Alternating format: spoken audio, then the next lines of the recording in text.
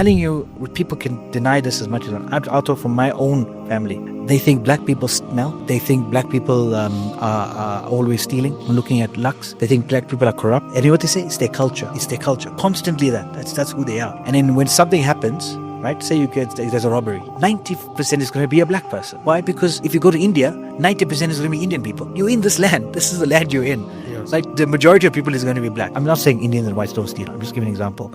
So they will say, see, that's their jat, that's their way, that's who they are, that's their culture. And you're telling me I mustn't be racist. This is the wording. I'm speaking from my truth. This is the wording that goes on in this community. And that's why I'm saying I'm fed up. So I want people watching this to say, do you know the people that you looked up to in the Sahaba and the Tabi'een and many others were of dark skin, darker than your skin, and you show respect to them, but the dark skinned people of this world you look down upon because they have curly hair, because they have darker skin. It doesn't make sense to me. And it's the next generation that I'm seeing. I'm seeing a change in the next generation.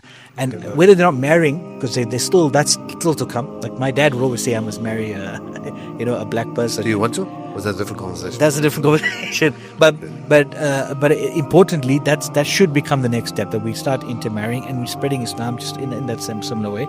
But more importantly is that this kind of the stereotyping, this kind of distaste to someone just because of the color of their skin and a misconception about them, absolutely wrong. Context matters. Watch the full episode and subscribe for more.